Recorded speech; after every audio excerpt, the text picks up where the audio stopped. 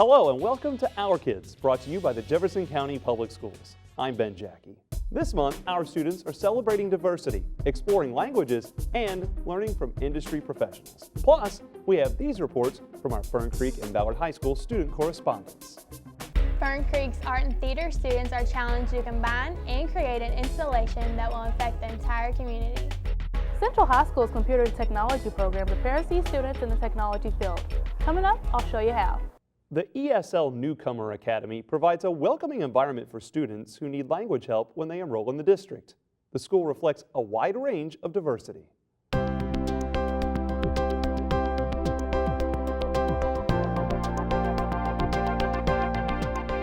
What would our world be like if everyone and everything was exactly the same? Louisville is growing in terms of the number of refugees and immigrants that are coming. The students are coming from Cuba, from Iraq. Once they are in the hallway, they hear different languages and, students dressing in different way, and that's something that we have to add is tolerance. The U.S. is becoming more and more culturally diverse every day. Today is Diversity Day for the state of Kentucky, and really every day we celebrate diversity at our school, but today we're putting a little extra special emphasis on it and thinking about it a little bit more closely, not only diversity within our school, but how we have an impact on our community as a whole. Diversity means differences. The lesson is a reading lesson because we're talking about setting and tone and mood and that sort of thing. Can you learn something from Simone, maybe? Huh? Yeah. Can Simone learn something from you, maybe? After those differences are identified, then to have a discussion about those differences. So what have you done in your life that made you feel the best? What's happening today is that we're working on a collaboration between students of the Newcomer Academy and students of the Academy at Shawnee. What is their biggest fear? I fear nothing. Snakes. And it was really, really powerful what happened in terms of kids forming friendships and sort of some of the borders kind of got erased. You're going to go around the room and it says to get as many different countries as you can. What we were hoping to do as they read the story, The Simple Sport, is to help them feel more included in the discussion that the sport is something that's played, soccer, played in all different countries. And so they feel that they own something there in the lesson because they feel included. In Cuba, we eat something that is called potaje de frijoles colorados. We want them to expand their knowledge and know that the United States doesn't mean that, you're coming to meet Americans or people from your own group, but also you're going to meet people from many, many countries that eat different food and speak different and act different. So as they teach lessons, for example, a reading lesson, for example, talking about not only the diversity within the text they're reading, but the diversity of the students that are reading the text, so we're able to build on that. It's a fantastic opportunity for most of our students to have this chance to be in a classroom, sitting next to a student, maybe you're studying linear equations, and the person next to you is from the other side of the world. So you're able to talk about how you approach that from your different perspectives and understandings. Diversity enriches our life experience in so many different ways. Thomas Jefferson Middle School achieves diversity in their Club Day each Friday. Students can choose an activity of their interest, including learning Chinese, painting, or even videography. Let's go through the alphabet, all right? So, let's do it together. A, B, C. Watch out, Saili, Nina. Here at Thomas Jefferson Middle School, we do something that we call Club Day. No. My. The students love it. Every kid at the beginning of the school year got a list of up to 150 different kinds of activities that our teachers were willing to sponsor, and the kids picked their top 3 choices. And on Friday we run a shortened schedule, and so the last 45 minutes of the day the kids are in Club Day. Time. And they change every 12 weeks and they rotate. Then sing, you make an S, and you go like this. Sing, This is sign language. I wanted to be part of it because I really want to learn how to speak to people who can't talk very well. I'm taking it because it's like some of my family, they deaf, and I have to communicate with them in sign language. The name of the club is Handyman, and I want to be a part of the club because I like to build stuff. Today we're building marshmallow shooters. They shoot out marshmallows, and we build like stuff. Like sometimes we can build stuff for like a class if they need something. Like next week we're gonna build like dividers. Let's repeat some of the words. Repeat it. 你好. 你好. 你好吗? 你好吗? 我很好, 你呢? 我很好, 你呢? I wanted to be part of it so we can learn more about Chinese. 胡很好, 你呢? Well, as part of the reinvention of Thomas Jefferson Middle School, one of our focuses is relationships and building relationships with our kids and trying to increase student engagement in our school and its overall programs. To be a developmentally responsive middle school, you really need to have activities and provide opportunities for the kids to really get excited about coming to school. What about Red Lantern? Yes.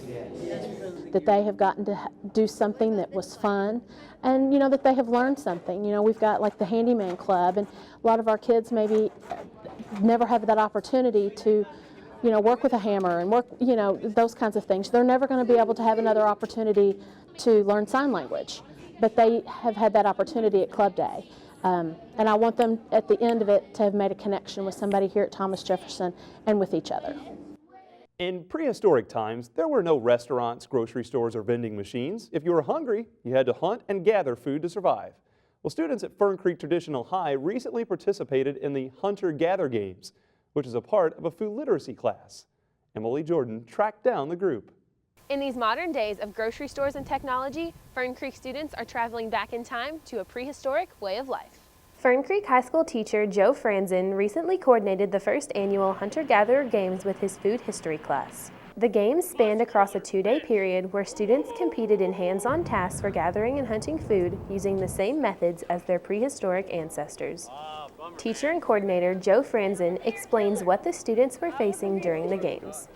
Hunter-Gatherer Games was a competition. We broke up into tribes, and those tribes became a group that needed to work together to try to earn food points to survive. So with these tribes, they went out and they competed by throwing spears at a bison, by throwing bola at deer legs, by throwing clubs at rabbits. And then the following day, we came inside and we competed using our memories to try to remember those patterns that provided sustenance that was not poisonous to us. And also we studied quickness by picking beans, which represented berries or other nuts that you would pull off the ground. We have tribe Sackatoria. The different tribe members all took turns participating in different challenging events that represented actual hunting techniques. The games gave the students a unique and fun chance to explore these techniques hands-on. The games, it was just a different experience. Like, I'm used to going home and having dinner in the cabinets, whereas like we're learning about hunter-gatherers and they had to fight for their food. The games gave the students an outlet for learning outside of regular bookwork. The goal of the games was to show students how easy life is in the modern day versus what their ancestors faced back in the prehistoric times. Each event earned the tribe different food points, which were calculated at the end of the games to see who had enough food for survival and who didn't. I would have lived personally because while doing the rabbit thing, I was able to have aim enough to hit them, and while doing the mammoth thing, I was able to get the mammoth as well.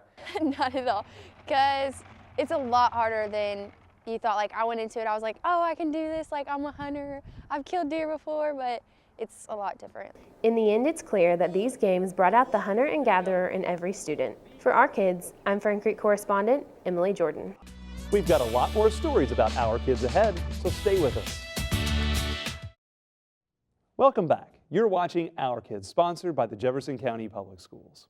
Being a successful business owner may seem like a dream job, but it takes a lot of work to make business work. Fifth graders at Johnsontown Road Elementary School took part in an interactive lesson in finance by creating their own businesses and production lines.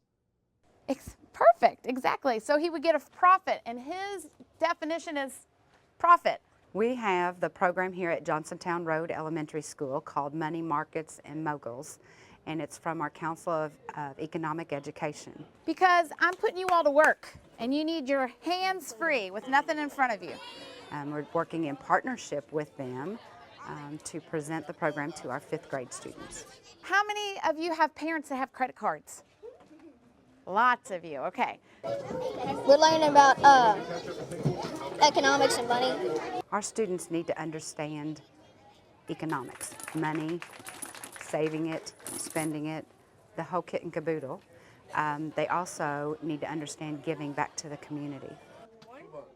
2 inches, 2 inches across. I was making the buns, and we were flattening them out, measuring it, and just making them the buns. We're going to get each 2, and then they're going to get 2. When students get to use all their modalities of learning, reading, the body movement, holding something in their hand that they know that they've made and can produce and sell, it uses all their senses, they will remember it and internalize it better. Like if I go to buy something that I want, but I don't have the right amount of money, then I wouldn't be able to buy it. Remember I told you about resources? One of you all had the definition for resources. Who has that definition? Productive resources, right. So there's productive resources and there's some human resources. When they experience the economics, the learning to make things, they're thinking about their future and what they might want to do in life, setting some higher goals. In this hectic world, you may find it tough to complete everything on your to-do list. Well, 2 students at Mill Creek Elementary might be able to help with this demonstration of organizational skills through the Big Rocks, Little Rocks game. Well, this is the Big Rocks, Little Rocks game. These are your little rocks, your non-important stuff. Your important stuff like your family, your chores, your leadership that you show. It was the put first thing first visual lesson. Oh, it's overflowing. It's overflowing. Jonathan is one of our student officers, and the reason we chose him is because he definitely shows how to put first thing first, as he is a basketball player, a student officer, and he's also an AB honor roll student. You can switch it up by doing your important stuff first. So I put these in here? Yep, we're gonna start all over. Okay. First things first means to work first, then play. This helps you because you're seeing it. You're actually seeing it put into your life instead of, because some people they learn better when it's right there in front of them. What we try to do is show that the little rocks are the little things that we do, whether it's Facebook or whether it's things we do with our friends, and we try to show that those little rocks sometimes take over our lives if we don't put the first things first, which is those big things that we try to plan. So we try to teach kids to plan your things out, plan what's needed to be done first, and then you have plenty of free time to do all those little things that you really enjoy. Is that all going to fit in there? Because it's easier to learn at a young age and it develops a good habit. Instead of trying to break an old habit of playing first, you can develop a new one and then you won't have to go through the trouble of breaking an old one. It helps you with your grades because it helps you do your homework first before you play games. At a young age, we try to teach them how to do this because they can apply this even going into college. If they go to college, they'll be more prepared studying, doing their work first, and then they'll be successful. Look like it fitted very well, doesn't it? Yeah. It's not over the lid, and that's how you put first things first. Nice to meet you, Joyce. Nice to meet you. Building robots in school is a hands-on, fun way to learn science and develop problem-solving skills. However, designing a robot to disarm a bomb is an even bigger challenge. Ethan Hansen has the story from Iroquois High School.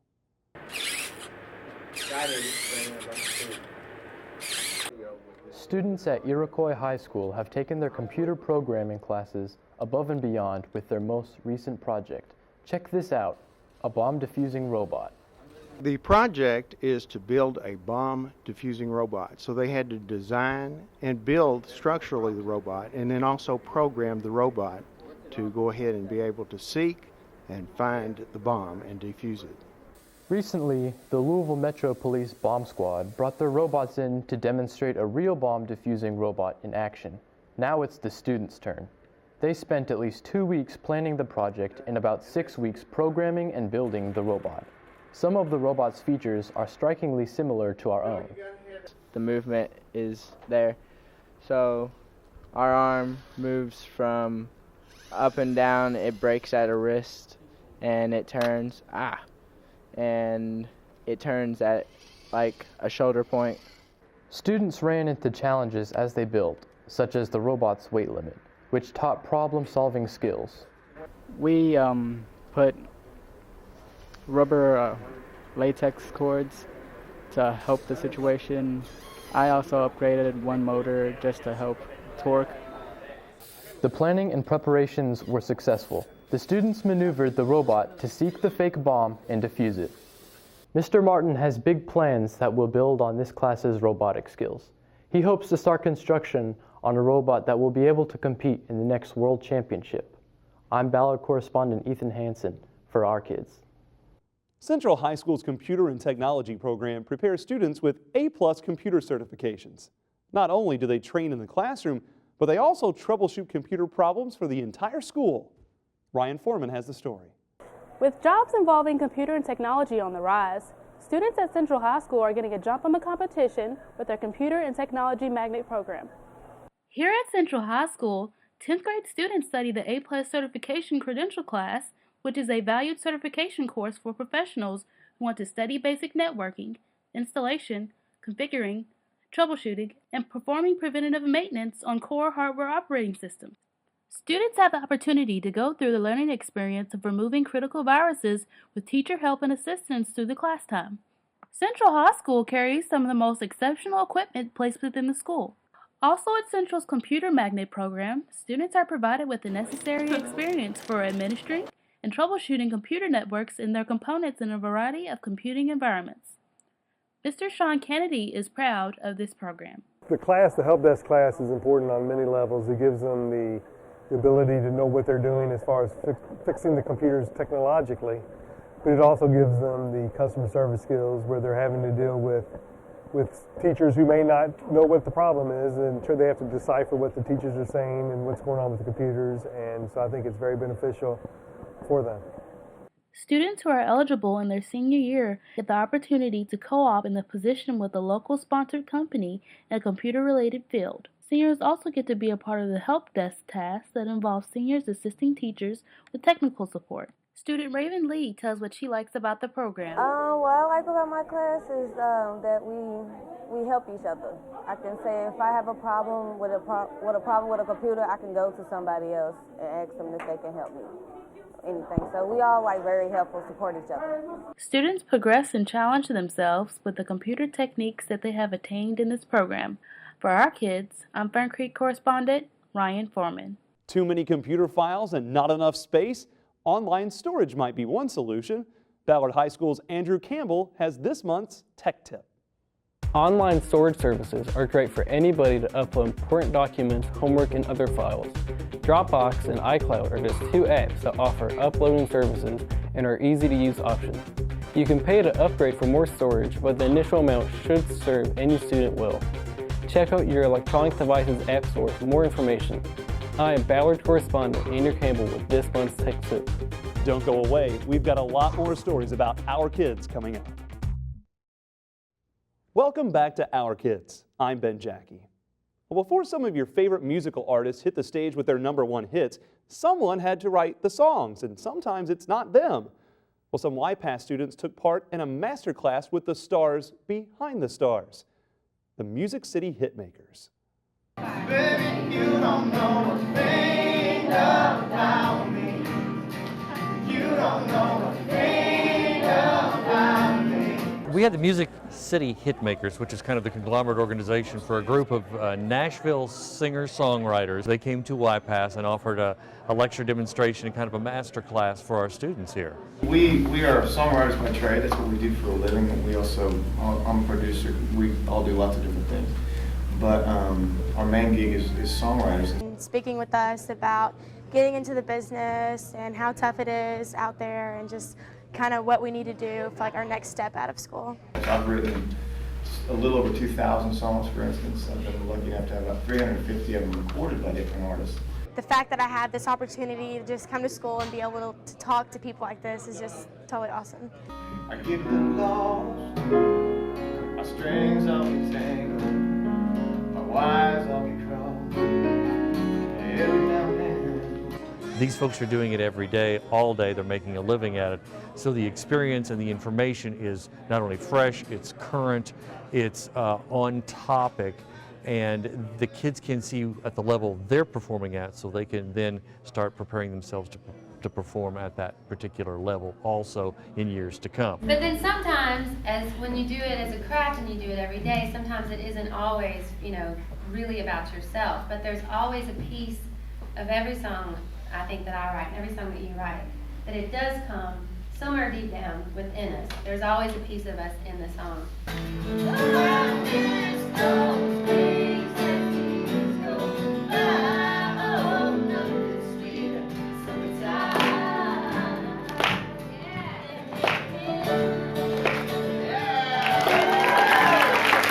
A lot of times, especially when you write country songs, it's helpful to start with a title. So one way to do it, there's lots of ways to do it, but a lot of times it's like, hey, I've got this idea for a song. So what do you got, you know? And we start throwing out ideas, and Gordy says, man, I got this title, When Jesus Takes the Wheel. Take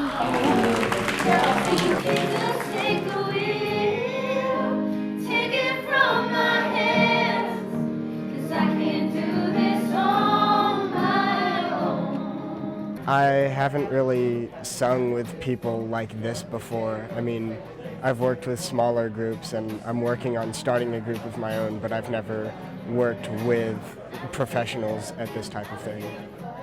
I was made for you, made to adore you. I was made to love and be loved by you. I think it was really amazing because I knew of the songs, and I don't know them word for word, but the kids here are so plugged into the music scene cross-culturally. They know classic, they know jazz, they know country, they know bluegrass, they know singer-songwriter stuff. And I think these artists were actually very flattered when the kids knew those songs and could sing along with them. You know, so it was a very, again, sharing collaboration of, you know, I'm not here to prove how good I am to you. I'm not here to show you what my songs do. I'm here to share with you what I do for a living. The Broadway musical Memphis is coming to the Kentucky Center this April. Fern Creek's Advanced Theater and Art class is working with the Louisville Visual Art Association to create an installation for the lobby. Brianna Craig finds out why Fern Creek was chosen. Fern Creek's art and theater students are challenged to combine and create an installation that will affect the entire community. Fern Creek's AP Art class and Advanced Theater class are working with Tara Remington from the Louisville Visual Arts Association to create an installation to be set in the Kentucky Center for the Arts. This installation is inspired by the musical Memphis. Tara Remington gives a basic summary of the play. The play is about the civil rights movement. It's about interracial relationship, and it's about the 1950s rise of rock and roll. This opportunity is one that is not offered to other high schools. Art teacher Michael Sturgeon clarifies why Fern Creek was chosen for this project. I think it goes back to an affiliation that we had years ago. We were asked to partner with Louisville Visual Arts Association. This installation opens up many new opportunities to the students participating in the project. Alyssa Cornwell describes the benefits this project will have for her in college. I'm thinking of going into some type of design career, major in college, and it will look good on a resume. The project offers new insight into the art world for the students. Sheridan Bischoff explains her excitement for the project. I am very excited to be on this project. It's going to be completely different than what I'm used to with art, so it's quite interesting. This installation is a new and unique experience for Fern Creek's art and theater students. For Our Kids, I'm Fern Creek correspondent Brianna Craig. In Our Kids news, a big congratulations to the Central High Yellow Jackets, state football champions in Class 3A. This is their third consecutive title and the fifth in the past 6 years. Local dignitaries joined the team for a school-wide celebration of their latest success. Thank everybody for supporting us every game. I want to thank all the coaches for pushing us since day one to get to this state. Man, I want to thank Miss P, the trainer, the best trainer, the AD, Miller. I just want to thank the whole body, man, just for supporting us every day, every game, man, for winning this state. I love y'all, man. Thank you. Congratulations to 38 JCPS teachers who recently earned their National Board certification. JCPS now has 266 educators with this prestigious certification. Teachers must show a rigorous professional growth experience involving approximately 300 to 400 hours of work. It's a great accomplishment for the teachers and a great benefit to their students. And we would like to welcome our 3 new board members, David Jones from District 2, Chuck Hanaway from District 4, and Chris Brady from District 7. You can read more about them on JCPS's website. Just click on the Board of Education tab on the homepage. Well, that's our show for today. We hope you've enjoyed it. You can find full episodes of Our Kids on the JCPS YouTube channel. Until next time, keep supporting our kids.